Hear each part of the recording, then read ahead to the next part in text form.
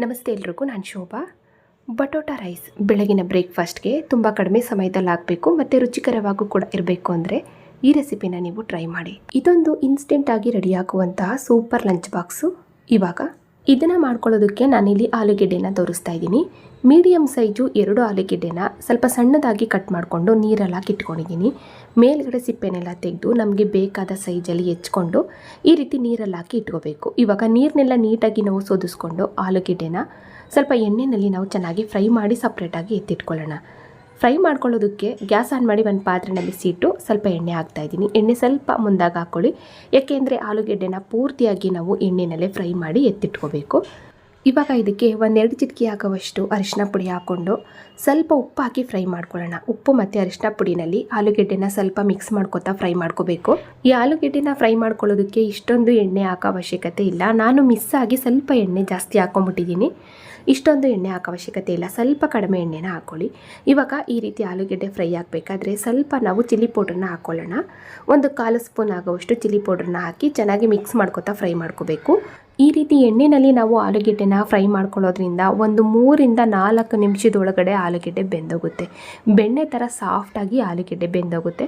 ಇವಾಗ ನೋಡಿ, ನಾನು ಕೂಡ ಚೆನ್ನಾಗಿ ಮಿಕ್ಸ್ ಮಾಡ್ಕೊತಾ ಈ ರೀತಿ 3 ನಿಮಿಷ ಫ್ರೈ ಮಾಡ್ಕೊಂಡಿದ್ದೀನಿ ಅಷ್ಟೇ. ನೋಡಿ, ಆಲೂಗೆಡ್ಡೆ ತುಂಬ ಸಾಫ್ಟಾಗಿ ಬೆಂದೋಗಿದೆ. ಒಂದು ಆಲೂಗೆಡ್ಡೆನ ತೆಗೆದು ತೋರಿಸ್ತಾ ಇದ್ದೀನಿ ನೋಡಿ.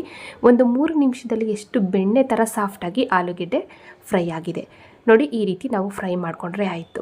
ಇವಾಗ ಇದನ್ನೆಲ್ಲ ತೆಗೆದು ನಾವು ಸಪ್ರೇಟಾಗಿ ಎತ್ತಿಟ್ಕೊಳ್ಳೋಣ. ಎಣ್ಣೆನೆಲ್ಲ ನೀಟಾಗಿ ಸೋದಿಸ್ಕೊಂಡು ಆಲೂಗೆಡ್ಡೆನ ಎತ್ತಿಟ್ಕೊಳ್ಳೋಣ. ಟಿಶ್ಯೂ ಪೇಪರ್ ಇತ್ತು ಅಂದರೆ ಕೆಳಗಡೆ ಟಿಶ್ಯೂ ಪೇಪರ್ನ ಹಾಕಿ ಫ್ರೈ ಆದಂಥ ಆಲೂಗೆಡ್ಡೆನ ಅದ್ರ ಮೇಲೆ ಹಾಕ್ಕೊಳ್ಳಿ. ಎಕ್ಸ್ಟ್ರಾ ಎಣ್ಣೆ ಇದ್ದರೆ ನೀಟಾಗಿ ಅಬ್ಸರ್ವ್ ಆಗುತ್ತೆ.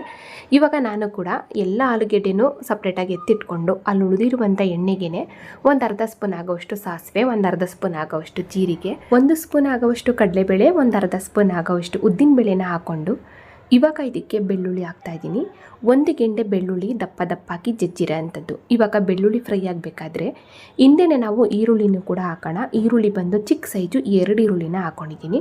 ಹಾಗೆ ಸ್ವಲ್ಪ ಖಾರಕ್ಕೆ ಒಣಮೆಣಸಿನ್ಕಾಯಿ, ಹಸಿಮೆಣಸಿನ್ಕಾಯಿ ಎರಡೂ ಕೂಡ ಹಾಕಿದ್ದೀನಿ. 1-2 ಹಸಿಮೆಣಸಿನ್ಕಾಯಿ, ಹಾಗೆ 1-3 ತುಂಡು ಒಣಮೆಣಸಿನ್ಕಾಯಿನೂ ಕೂಡ ಹಾಕ್ಕೊಂಡು ಹಾಗೆ ಸ್ವಲ್ಪ ಹಸಿ ಕರಿಬೇವಿನ ಎಲೆಗಳನ್ನ ಕೂಡ ಹಾಕಿದ್ದೀನಿ. ಇವಾಗ ಚೆನ್ನಾಗಿ ನಾವು ಮಿಕ್ಸ್ ಮಾಡ್ಕೊತಾ ಈರುಳ್ಳಿನ ಫ್ರೈ ಮಾಡ್ಕೊಳ್ಳೋಣ.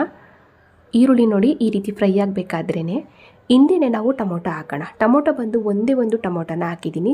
ಮೀಡಿಯಮ್ ಸೈಜು 1 ಟೊಮೊಟೊನ ಹಾಕ್ಕೊಂಡು ಇದನ್ನು ಕೂಡ ನಾವು ಈರುಳ್ಳಿ ಜೊತೆಯಲ್ಲೇ ಸ್ವಲ್ಪ ಚೆನ್ನಾಗಿ ಮಿಕ್ಸ್ ಮಾಡ್ಕೊತಾ ಫ್ರೈ ಮಾಡ್ಕೋಬೇಕು. ಈರುಳ್ಳಿ ಟೊಮೊಟೊ ಎರಡೂ ಕೂಡ ಸ್ವಲ್ಪ ಸಾಫ್ಟ್ ಆಗಬೇಕು. ಈರುಳ್ಳಿ ಟೊಮೊಟೊ ಎರಡೂ ಕೂಡ ಬೇಗ ಸಾಫ್ಟ್ ಆಗಬೇಕು ಅಂದರೆ ಸ್ವಲ್ಪ ನಾವು ಉಪ್ಪು ಹಾಕ್ಕೊಳ್ಳೋಣ. ಉಪ್ಪನ್ನ ರುಚಿಗೆ ನೋಡಿಕೊಂಡು ಉಪ್ಪು ಹಾಕ್ಕೊಳ್ಳಿ, ಯಾಕೆಂದರೆ ನಾವು ಆಲೂಗೆಡ್ಡೆ ಫ್ರೈ ಮಾಡುವಾಗಲೂ ಕೂಡ ಉಪ್ಪು ಹಾಕಿರ್ತೀವಿ. ಈ ಗೊಜ್ಜಿಗೆ ಎಷ್ಟು ಉಪ್ಪು ಬೇಕೋ ಅಷ್ಟು ಉಪ್ಪು ಮಾತ್ರ ಹಾಕ್ಕೊಂಡು ಚೆನ್ನಾಗಿ ಮಿಕ್ಸ್ ಮಾಡ್ಕೊತಾ ಫ್ರೈ ಮಾಡ್ಕೋಬೇಕು. ಈರುಳ್ಳಿ ಟೊಮೊಟೊ ಎರಡೂ ಕೂಡ ಸಾಫ್ಟ್ ಆಗಬೇಕು. ಇವಾಗ ಇದಕ್ಕೆ ನಾನು 1-2 ಚಿಟಿಕೆ ಅರಿಶಿನ ಪುಡಿನ ಹಾಕ್ಕೊಂಡು 1/2 ಸ್ಪೂನ್ ಆಗುವಷ್ಟು ಖಾರಕ್ಕೆ ಚಿಲ್ಲಿ ಪೌಡ್ರನ್ನ ಹಾಕ್ಕೊಂಡಿದ್ದೀನಿ.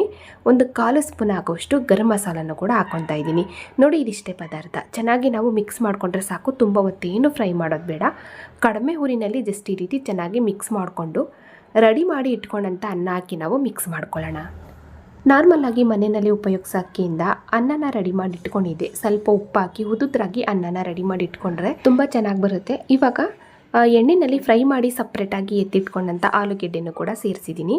ಎಲ್ಲನೂ ಕೂಡ ಸೇರಿಸ್ಕೊಂಡು ಕೊನೆಯದಾಗಿ ಸ್ವಲ್ಪ ಕೊತ್ತಂಬರಿ ಸೊಪ್ಪನ್ನು ಹಾಕಿ ಚೆನ್ನಾಗಿ ನಾವು ಮಿಕ್ಸ್ ಮಾಡ್ಕೋಬೇಕು. ಉರಿನ ಕಡಿಮೆ ಮಾಡಿಕೊಂಡು ಚೆನ್ನಾಗಿ ಮಿಕ್ಸ್ ಮಾಡಿ ಗ್ಯಾಸ್ ಆಫ್ ಮಾಡ್ಕೊಳ್ಳೋಣ.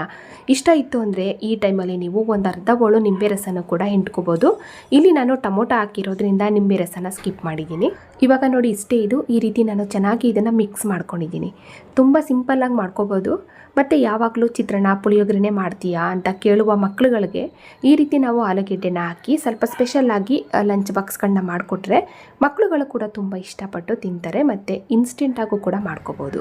ಇವಾಗಲೇ ನನ್ನ ಚಾನಲ್ನಲ್ಲಿ ಈ ರೀತಿ ಸಿಂಪಲ್ಲಾಗಿ ರೆಡಿಯಾಗುವಂತಹ ಬೇಜನ್ ಲಂಚ್ ಬಾಕ್ಸ್ ರೆಸಿಪಿಗಳನ್ನ ಶೇರ್ ಮಾಡಿದ್ದೀನಿ. ಖಂಡಿತ ಟೈಮ್ ಇತ್ತು ಅಂದರೆ ನೋಡಿ. ಇವಾಗ ನೋಡಿ, ಇಷ್ಟೇ ಇದು. ಫೈನಲಿ ರೆಡಿ ಆಯಿತು ಬಟೋಟಾ ರೈಸ್. ಟ್ರೈ ಮಾಡಿ. ನೋಡಿದ್ರಲ್ಲ ಫ್ರೆಂಡ್ಸ್, ಇವತ್ತಿನ ಈ ಸಿಂಪಲ್ ಆದ ಮತ್ತು ಸೂಪರ್ ಆದ ಒಂದು ಲಂಚ್ ಬಾಕ್ಸ್ ರೆಸಿಪಿ ನಿಮಗೆ ಎಲ್ರಿಗೂ ಇಷ್ಟ ಆಯಿತು ಅನ್ಕೋತೀನಿ. ಇಷ್ಟ ಆದರೆ ಲೈಕ್ ಮಾಡಿ, ಶೇರ್ ಮಾಡಿ. ಹಾಗೆ ಇದೇ ರೀತಿ ಇನ್ನಷ್ಟು ಈಜಿ ರೆಸಿಪಿಗಳಿಗಾಗಿ ನೋಡಿ ತಿಳಿ ಮಾಡಿ ಕಲಿ ಚಾನಲ್ನ ಸಬ್ಸ್ಕ್ರೈಬ್ ಮಾಡ್ಕೊಳ್ಳಿ. ಹಾಗೆ ಬೆಲ್ ಬಟನ್ನು ಕೂಡ ಕ್ಲಿಕ್ ಮಾಡಿ.